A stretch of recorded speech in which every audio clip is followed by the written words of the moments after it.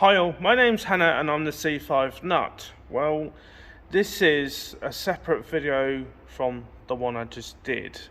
I just want to sort of share with you guys, obviously motorhome wiring isn't, not all motorhomes have the same wiring, and it can be quite crazy unless you know what you're doing. So on my electrical bench I've got quite a few items that I'll show you sort of in the world of what I do.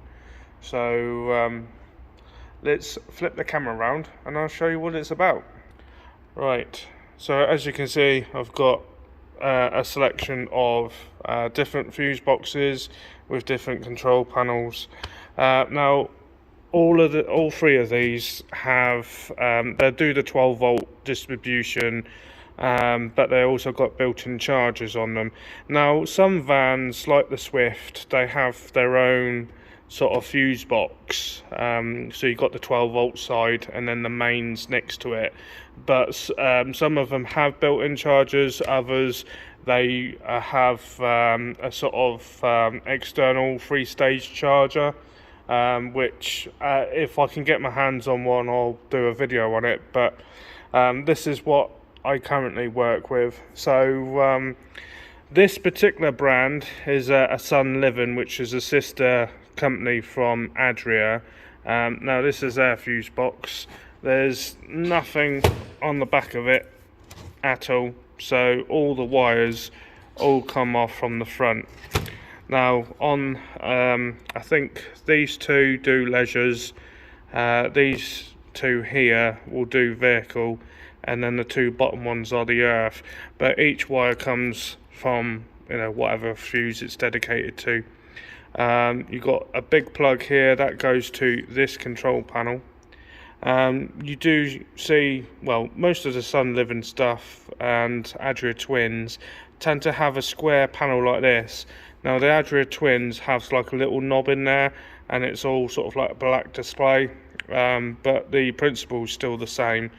So you got that control panel, and this one's linked to this. Down on the corner here there's a solar regulator, and then you've got a battery on and off switch basically. That's isolating the whole thing basically. When this isolator is off, the solar regulator doesn't charge at all, but this output, supposedly it charges the vehicle up as well as the leisure, but I'm having a few issues lately regards to this sort of setup. You just can't beat the cable going into a fuse directly to the battery rather than into something like this. And again, then you go into the Adria side of things and you get control panels like this. This is just like a bit of glass, but it is all electrical. It's almost like using your phone really. You just touch it and then LCD screen comes on and all that stuff. So it's a nice looking control panel, but that's then linked to this. Now this is the sister version to this. Obviously most of the cables are at the front apart from the battery feeds, which is on the back, as you can see on this one here. So you've got leisure battery, common earth, and then the vehicle battery. Now the common earth basically links the leisure battery and the starter battery together, with the earth side. And then you also got a mains plug on the back. Again, this has got a built-in charger. This side of things mainly operate the fridge. They're the fridge out. That's the solars. And then, if I remember rightly, some of these are part of, I think from that point this way is that plug, and then all these here will come off that plug. And then you've also got like water level sensors on the waste as well as the fresh, and then the final one is the control unit that goes to this one here. These were fitted up until the late 20 sort of well, the 21 plates is what I call the changeover period. So as of like the early 21 plate vans, they would have these in, but the later 21s, they went on to the next one, only because the alternators are now smart charge alternators, and even though these are relatively looking like the same box, it's different around this area. So as you can see, you've got a lot more going on with it. Also a new control panel. This control panel isn't too bad. I do prefer the glass type, but the glass type, sometimes you do get slight issues with the touch sense thing, so they sort of reverted back to this push button one. But again, when you compare the back one here, so I'm trying to do this one-handed, right, so I'll turn them upside down, and even though they look the same, you've got an extra terminal. Now you've got leisure battery, common neutral, starter battery, and then a DC to DC. Now the reason why you would have an extra one, so you would have two cables coming from the starter going to a DC to DC regulator and then brings it back out. Now the reason for this is that will actually run the fridge, but it also charges the leisure battery. But when you're actually plugged into mains, and again it's got a mains plug there, and both these units have battery chargers in them, the reason why you got the starter one on this one is it also charges the starter battery up as well. So what it says in the manual is basically it will put 20 or 18 amps to the leisures and only 2 amps to the vehicle, which doesn't sound like a great deal, but yeah, it's only just to compensate for when people use their radios. Most people, they tend to, put their radio on and the vehicle battery goes flat, and before you know it, it's a bit of a pain. You have to jump start it. But that's one of the reasons why they put like a little feed to the vehicle battery to charge it. Now, as in terms of wiring, this one here, the battery feed is on the front, but on these two, they're on the rear. But anything coming out of the box then comes out through the fronts. Now, both the Sun Living and the Adras both have like a red and a black wire, and obviously the red wire is live and the black wire's earth. The Swifts, depending on what model it is, the blue and what is it? It's like a really thick cable, but it's I think it's a green. No, it's a brown with a blue stripe, which is leisure, and a brown on a green stripe is vehicle battery, and then the earths are white wire with a green, an orange stripe on it. So, and that's throughout the whole entire van. So if you look in the van and you want to see what is the earth wire, you just have to look for the white wire with the orange stripe. Yeah, kind of nifty, really. Yeah. So that's some of the systems. What I'm going to do is I'm going to stop the video and take you into another workshop, and then I'll show you another van. Okay guys, so we're now into a different workshop, and here we got is a Pilot Sensation. Now it is a nice motorhome. I kind of do like this one. But again, we are having some electrical work done on this. So the customers requested twin leisure batteries, and the battery used to be on the top here. Obviously you got your RCD, which is standard, and then you got this main sort of block type thing, and it all, it controls everything in the van, like lights and pump and stuff like that. But I just wanted to show you what on earth is going on here. Now these are mega fuses, and obviously because we're in the process of relocating the battery elsewhere, using the proper cable, of course, the same thickness cable is all spot on.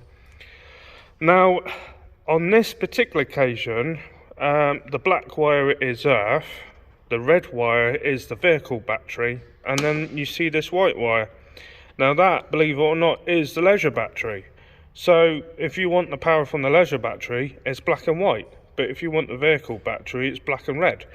So already that's confusing, because you know, some vans you tend to have like white and red, you know, white being the earth. But yeah, I have a pet hate for these. I mean, yeah, look at these tails. These are actually mains, so you know, I hate, you know, being able to actually get my hands on this, you know, really. Yeah, it's a bit bizarre. I mean, the main feed is this one here. It's a grey wire. I'll just zoom in a bit. It's a grey wire, and obviously you've got an extra earth terminal which goes down to the chassis.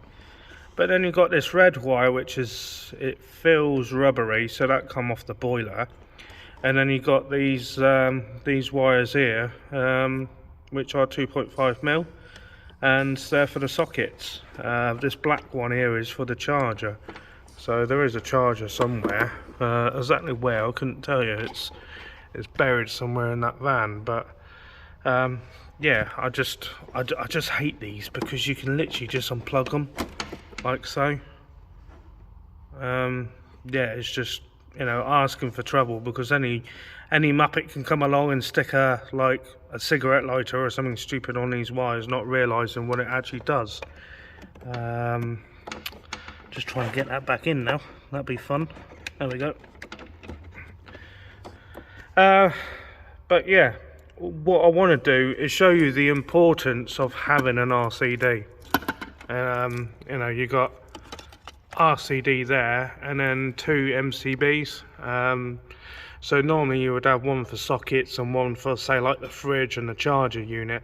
But the whole purpose of having RCD is, if you're plugged into mains, right, and obviously you see this earth cable, that's somewhere on the chassis, but if you had a faulty RCD and you were to put your hands up against the chassis there, or the side of the van, if there was a fault somewhere, the van will become live, go through your skin, cross your heart, you know, you end up dying, unless the RCD trips. So you need to make sure every year that your RCD is in good condition and working fully. If it isn't, it's basically, yeah, it's a life and death matter, really. And the van that I previously had to rewire, that didn't even have an earth cable on it. You know, literally an earth cable down to the chassis. It didn't have that at all. All it was is these cables going to the sockets and the charger. It really was bonkers. And I'm going to show you, well, sort of show you how to test an RCD. Okay guys, so we're back at my bench. This is the old RCD that I removed from that Remore van. I had to use the old socket. So what I've done is just purely to show you guys, I've rigged up new socket with the proper lead to this RCD, and we are going to test it. So yeah, like I said, I removed this bit. I kept the original one to the van. Yeah, I could have changed it. I don't really have this type of style in stock, but I did manage to find an old enclosure kicking about in the workshop with nothing in it. So yeah, so this lead is purely just to test it safely. So the issue I had with that Remore van is it was relying heavily on this RCD. So when you plugged into mains, anything to do with like the sockets and the fridge was all coming off this RCD. Now, most UK spec motorhomes would have an RCD and MCBs, which are like little circuit breakers, and they rated at different ampage. Normally the fridge and the charger would be rated at 6. The sockets tend to be rated at 10, although I have seen some which are rated at 16. So 10 or 16, that's fine. I had a few issues, again, just the RCD. Now, it all comes down to the size of the cabling. Right, now because that van was built wherever it was built, most likely be Germany, obviously hence the foreign plug, but the actual size of the thickness of the cable, now this is 1.5 mil, it might be smaller than that. This is designed to be rated at 13 amps. This is 2.5 cable. I think that goes up to probably about I think it's 20 or 27 amps. But the standard across the UK vans are from the hookup, which is only 16 amps, goes through what's known as Arctic cable. Now this is an offcut of Arctic cable I had kicking about. It's actually 4 mil thickness, so this here is 4 mil thick. That one there is 2.5, so that when it comes to cabling, if it's like 2.5, they mean the whole, the actual strand bit is 2.5. so that's 2.5 cable, that's 4 mil cable, and that's, I think, is 1.5. I sort of digress a little bit here, but because there is no fuse in this plug at all. Now this particular plug was plugged into the fridge. Now the fridge is possibly going to draw no more than about 3 amps on mains, if that, connected to a cable that's designed for 13 amps to a box, or like a socket, straight to an RCD, and this is called an RCBO, so it has got a fuse built in, but it's only at 16 amps. Now if the fridge ever shorted out, it will cause an overload on this, and because there's no fuse protection and the cable's only rated to 13 amps, it's going to melt and possibly catch fire. But yeah, UK stuff, it's normally the fourth, this Arctic cable. There is another reason behind it, is obviously when you do get your sort of hookup, sockets, they come in different variations and whatnot. I won't go into too much info regards to what's there and what isn't, but the reason why they actually have it color coded, it's just that Joe Bloggs decides to add another socket, sees that there's a white cable, and then taps straight into that. All he knows, he might have think that it's tapped into a protected circuit, and really, in reality, is actually tapped into this mains side. So that's the reason why motorhomes have a different cabling input than the output. So yeah, you know which is which. This is before the RCD and that one's after the RCD. But yeah, so if I put that against there, you can easily see the difference between the orange to the white wire. Don't know if I can do that. Well, you can easily tell, the orange is bigger. And again, this black wire, again, you see the size in that. And then even funny, the size of that. Trying to do this right so it's seeable. It's kind of scary about that with no fuse being plugged in. Right, so the setup I've got at the moment, like I said, I took this out of the van. It had all these sockets in. I think that one had the fridge plugged into it. This white wire here actually came to a junction box, and then it had 2 other wires coming off it to 2 sockets. So I'm using Wagos, as this is purely an experiment, so these will be coming off again, but I do like them. You can take them off and on so many times, and it's industry standard rating as well, so it's all good. I just found an old sort of extension lead, so with my mains tester I would need to be able to plug it in to something like this in order to test this RCD. Now I could have a proper sort of adapter and plug it in there, but yeah, I mean, this thing as it is sketchy enough, so I want to try and take some precautions about doing this. So yeah, right, so I'm going to feed it some power. Now the RCD will only trip this one providing I plug it into the correct power source. Now if you were to plug this directly to your house and you did the test, not only will it trip this RCD, but it will trip the one in the house. Now in my workshop and also next door workshop, we've got a very sort of dedicated socket. So even though my workshop's got these, which is, you know, quite handy, plug it into the van, job done. These are actually RCD protected, so if anything happens to whatever plugs in there, the RCD will protect me.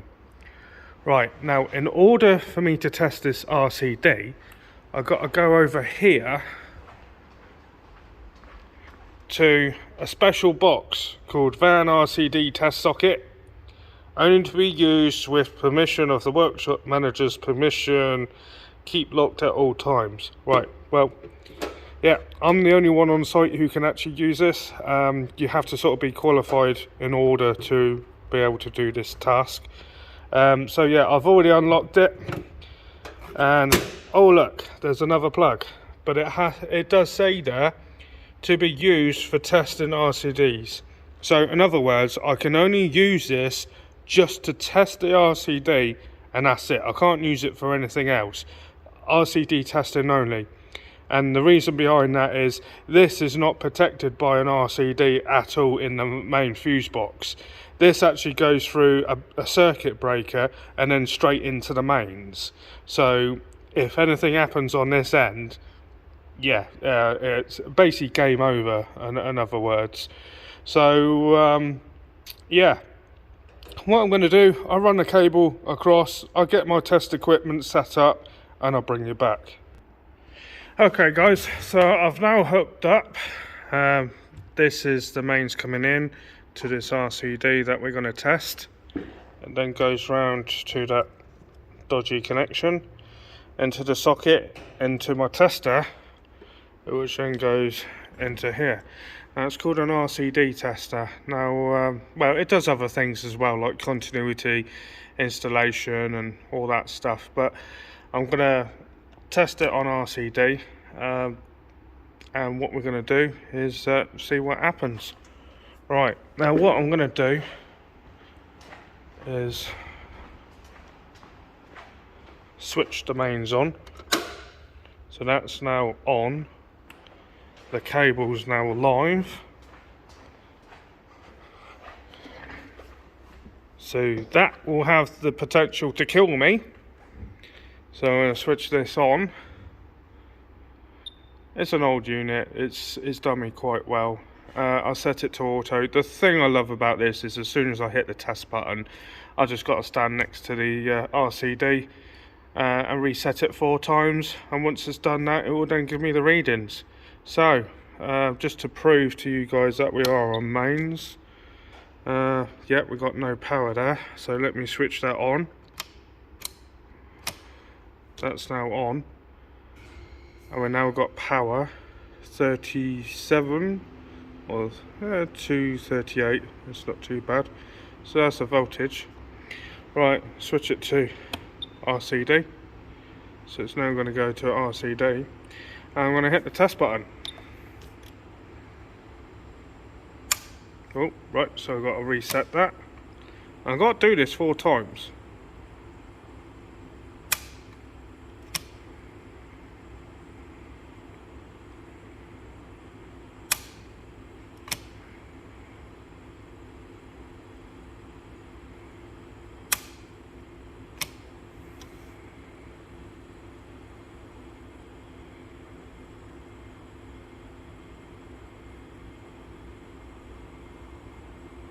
Just doing some other tests. So it's actually come back alright. So we've got 17 and 4. Now this is a bit dubious, because normally you have a high reading on one and low on the other, but I'm getting the same readings across the board. So I don't know if that's because the lead between the socket and the RCD is close. I don't know, but these figures, yeah, I don't think it's true sort of thing regards to that. You know, if I put it on a much longer lead, I think we might get a different reading. So I'll tell you what, I'll pause for the minute and I'll get a longer lead and we try it again. And just like that, guys, I managed to do it. So I got my old coily lead. It's quite long, so hopefully we might have a better reading. So remember, it was 17 and 4. So let's do the test again.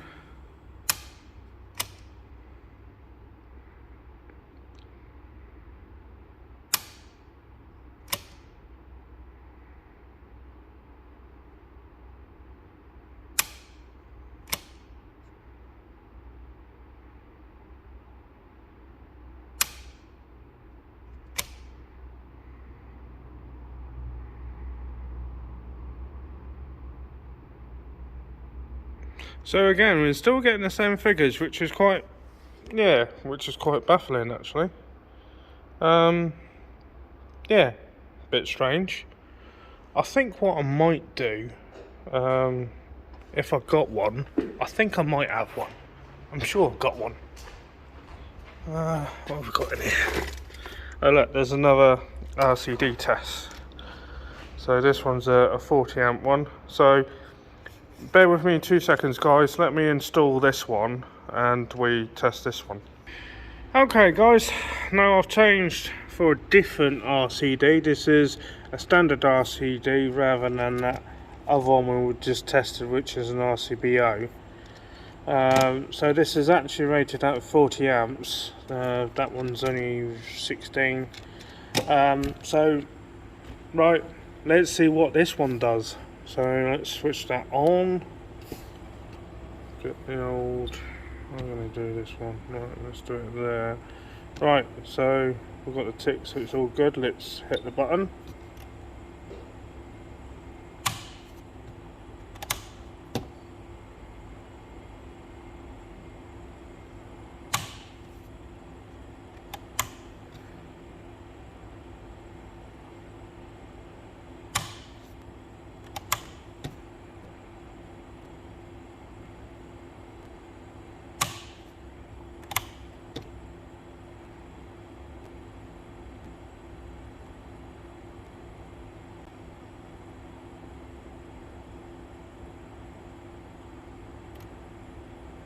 So again, so let's have a look closely then. So we've got 22, 51, 18 and 28.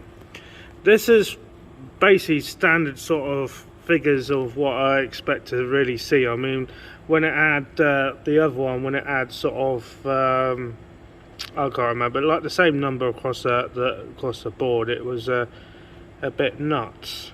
But yeah, 22, 51, 18 and 28, and that's with the extension lead. So I'll tell you what, why don't we try it without the extension lead and see if we've got any different readings. So the ones we're interested in is the high readings, so times 1, 22 and 51, which is the highest, which is going to be 51, times 5, which is the highest, 18 or 28, so it's going to be the 28. So 51 and 28, right? So remember that, guys. Right, let's unplug this. Doing it one hand, never good. Right, so unplug that one.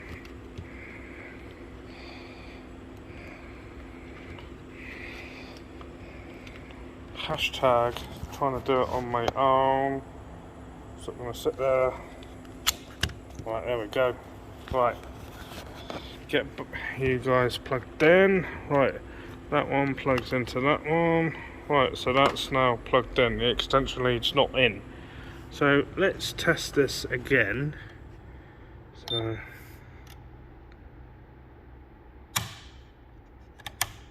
21,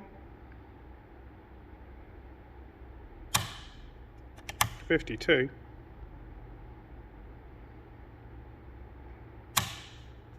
18,